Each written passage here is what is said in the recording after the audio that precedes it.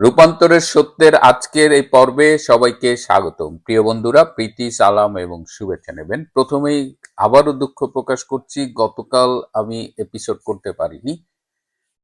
একটা নতুন শহরে এসেছি এবং এই শহরের একটা খুব বড় সমস্যা হলো যে আমি যেখানে আছি সেখানে ইন্টারনেটটা অলমোস্ট কাজ করে না বলা যায়। সো এখানে অনেক স্ট্রাগল করতে হয়। সো আমার সাথে অন্যদের যোগাযোগ করা, অন্য নিউজ পেপার পড়া সবকিছুই খুব ক্ষতিগ্রস্ত হচ্ছে। তাছাড়াও আমার কিছু ব্যক্তিগত কাজ আছে।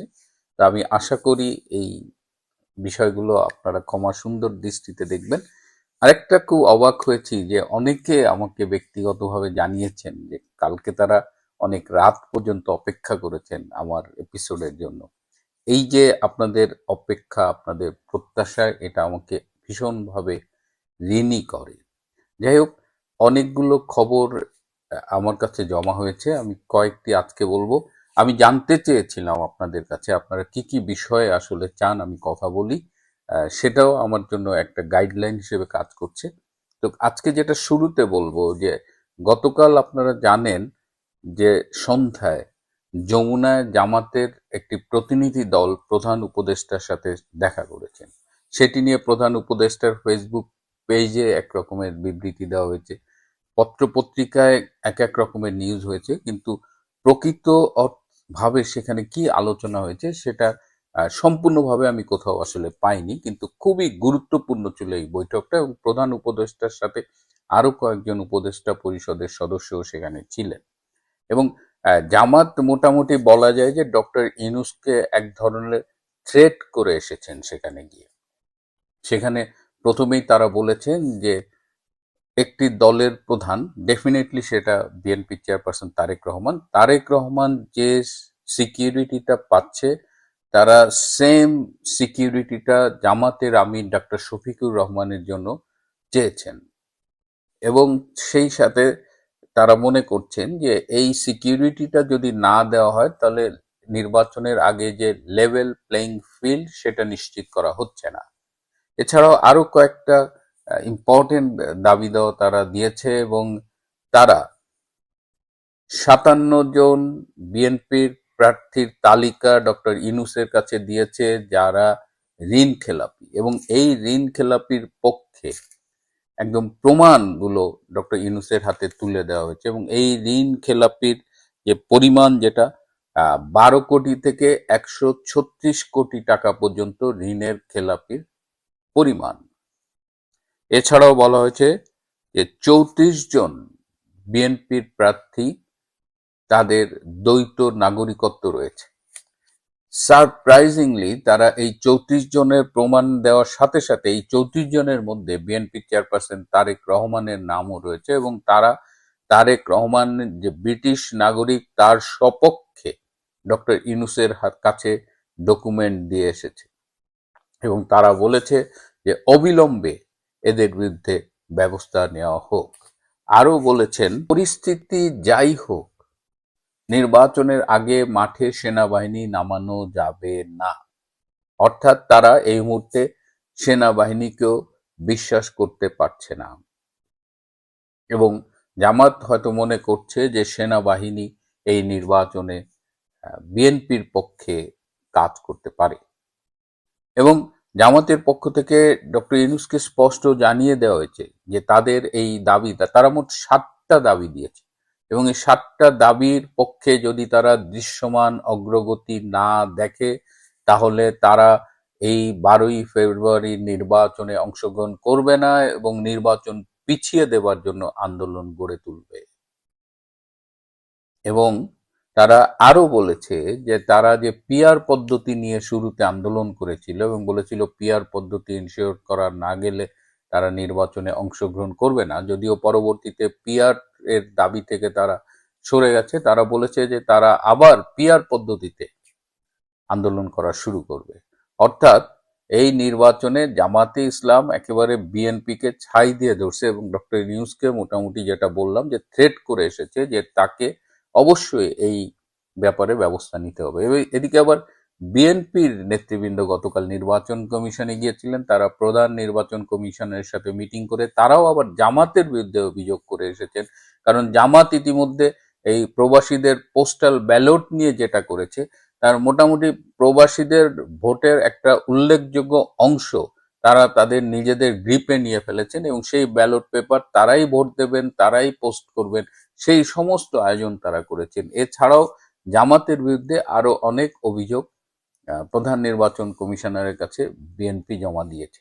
আবার এদিকে যদি এনসিপির কথা শুনেন, এনসিপির যে আসিফ মাহমুদ, তিনি আবার এখন আকারে ইঙ্গিতে থ্রেট করছেন যে তারা নির্বাচনে থাকবেন কিনা সেটি নিয়ে তারা কথা বলছেন। তো এই যে থ্রেট, পাল্টা থ্রেট, একে তো নির্বাচন হবে কিনা, কালকেও আমার কাছে অনেকেই এই ইউটিউবে জানতে চেয়েছেন যে 12 তারিখে নির্বাচনটা হবে কিনা এটা বলেন।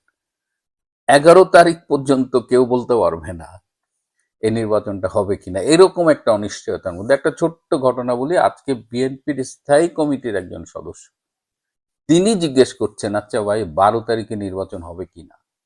তাহলে আপনারা বুঝতে পারছেন যে বাংলাদেশে এই 12 তারিখে পৃথিবীর সেরা নির্বাচনটা যেটা করবেন ডক্টর ইউনূস, সেটা কি রকম অনিশ্চয়তার মধ্যে আছে। তার মধ্যে জামাত যে ডকুমেন্টগুলো দিয়েছে, এবং বিএনপি শুধু না, বিএনপি ইভেন এনসিপি বা যারাই বিদেশ থেকে এই নির্বাচনে অংশগ্রহণ করছে, প্রবাসী বা বিদেশি, তাদের সবারই এটা এনশিওর করা উচিত যে তাদের দ্বৈত নাগরিকত্ব নেই। কারণ দ্বৈত নাগরিকত্ব নেই, কেউ একটা উকিলের কাছে চিঠি লেখা পাঠাইছে যে আমি আমার নাগরিকত্বটা সারেন্ডার করে দিয়ে আমি ইলেকশন করব, এটা দিয়ে সে ইলেকশন করতেছে। এটা তো হইতে পারে না। এটা তো এমনি এই নির্বাচন হাস্যকর একটা, আমাদের আর মামুদের ইলেকশন, তারপরে এই নির্বাচন, এবং তারেক রহমান স্বয়ং এই অভিযোগে অভিযুক্ত। সুতরাং তারেক রহমানকে একদম অফিসিয়ালি প্রমাণ করতে হবে যে তিনি ব্রিটিশ নাগরিক না, তিনি কেবলমাত্র বাংলাদেশের নাগরিক। আর একটা বিষয় আপনারা আমার কাছে জানতে চেয়েছিলেন যে পরশুদিন 17 তারিখে দিল্লিতে একটি সংবাদ সম্মেলন হয়েছে, যে এই যে জাতিসংঘ জুলাই আগস্টের ঘটনা নিয়ে যে একটি রিপোর্ট দিয়েছিলেন, যে রিপোর্টটি প্রচন্ডভাবে বিতর্কিত এবং সেখানে সত্যের চাইতে মিথ্যে তত্ত্ব অনেক বেশি। এবং এই জাতিসংঘের রিপোর্ট নিয়ে কিন্তু অনেক অভিযোগ জমা হয়েছে জাতিসংঘের একেবারে সদর দপ্তরে, মানবাধিকার কমিশনে। তো এটি নিয়ে ইন্টারন্যাশনাল ক্রাইমস রিসার্চ ফাউন্ডেশন তারা একটি সংবাদ সম্মেলন করেছে দিল্লিতে। একই ধরনের সংবাদ সম্মেলন এর আগে তারা সুইজারল্যান্ডের জেনেভায়ও করেছিল, তারই ধারাবাহিকতায় এটি একটি সংবাদ সম্মেলন। সেখানে আওয়ামী লীগের মানে সরকারের সাবেক পররাষ্ট্রমন্ত্রী হাসান মাহমুদ, সাবেক শিক্ষামন্ত্রী নওফেল চৌধুরী তারা উপস্থিত ছিলেন, আমাদের ইউএসএর ডক্টর রবি আলম উপস্থিত ছিলেন। তো এই সংবাদ সম্মেলনটা কিন্তু ইন্ডিয়ায় খুব ভালো কাভারেজ পেয়েছে, এবং দিল্লি হলো একটা ইন্টারন্যাশনাল অনেক নিউজ মিডিয়ার একটা হাব। সো ওখানে কিছু করলে মিডিয়ার মাধ্যমে সেটা খুব বড় চাওর হয়। এখন প্রশ্ন উঠেছে যে নর্থ ইস্ট নিউজ একটা পোর্টাল, সেখানেও দেখলাম এই হেডলাইন করেছে আমার খুব ঘনিষ্ঠ একজন সাংবাদিক চন্দন নন্দী। তিনি বলেছেন যে এখানে এই সংবাদ সম্মেলনটা করায় আওয়ামী লীগ নেত্রী শেখ হাসিনা একটু ক্ষুব্ধ হয়েছেন, সেখানে হাসান মাহমুদ বা নওফেল কিভাবে গেল, এরকম কথাবার্তা হচ্ছে। এবং এই সংবাদ সম্মেলন সম্পর্কে আপনারা জানতে চেয়েছেন। আবার এই সংবাদ সম্মেলন নিয়ে আওয়ামী লীগের মধ্যেও দেখি অনেক সমালোচনা রয়েছে, এবং দেখলাম যে কিছু ইনফরমেশন আসলে ঘুরে বেড়াচ্ছে যেগুলো আসলে একটু নিডস টু বি রেকটিফাইড। যেমন এই সংবাদ সম্মেলনটা করবার আগে আইসিআরএফ এর পক্ষ থেকে শেখ হাসিনার কাছ থেকে অনুমতি নেওয়া হয়েছে, এবং তিনি বলেছেন এটি একটি ভালো উদ্যোগ। সেখানে হাসান মাহমুদ এবং নওফেল চৌধুরী থাকবেন, সেটিও শেখ হাসিনা জেনেছেন এবং তিনি সেটিতেও অ্যাপ্রুভাল দিয়েছেন। এই সংবাদ সম্মেলন আয়োজনের ব্যাপারে দিল্লিতে শেখ হাসিনার কাছের অফিসিয়াল কয়েকজন মানুষ এটাকে হেল্প করেছে, এবং এটি দিল্লি প্রেস ক্লাবে হয়েছে। সুতরাং এটি সম্পর্কে এই যে নেতিবাচক খবরগুলো ছড়ানো হচ্ছে যে নেত্রী জানতেন না, নেত্রী ক্ষুব্ধ হয়েছেন, এগুলো সত্যি না। এবং নেত্রী পুরো সম্মেলনটা ফলো করেছেন, সম্মেলনের শেষ পর্যন্ত কি ঘটেছে, এবং তিনি সম্মেলনের সাথে যারা জড়িত ছিলেন নিঝুম মজুমদার সহ সবাইকে ধন্যবাদ জানিয়েছেন, এবং এটি তার কনসেন্টের মধ্য দিয়ে হয়েছে। এই জাতিসংঘের এই ভুয়া অসত্য রিপোর্টটার বিরুদ্ধে আওয়ামী লীগ কিন্তু বিভিন্ন পর্যায় থেকেই এখন এটার বিরুদ্ধে কথা বলছে, লিখিতভাবেও এটার বিরুদ্ধে জানানো হয়েছে। ইভেন আমাদের সাবেক পররাষ্ট্রমন্ত্রী ডক্টর আব্দুল মোমেনও কিন্তু এটা নিয়ে জাতিসংঘ মহাসচিবের কাছে চিঠি দিয়েছেন। সুতরাং দিল্লির সংবাদ সম্মেলনটি এবং এটা যে ব্যাপক নিউজ কভারেজ পেয়েছে সেদিক থেকে এটি একটি সফল সংবাদ সম্মেলন হয়েছে। তো এটি নিয়ে যে কিছু অসত্য তথ্য ছড়ানো হচ্ছে সেটার ব্যাপারে আমরা একটু কেয়ারফুল থাকি।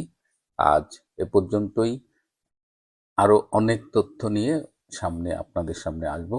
ভালো থাকবেন, সুস্থ থাকবেন, তার চেয়েও জরুরি হলো নিরাপদে থাকবেন। সবাইকে অনেক ধন্যবাদ।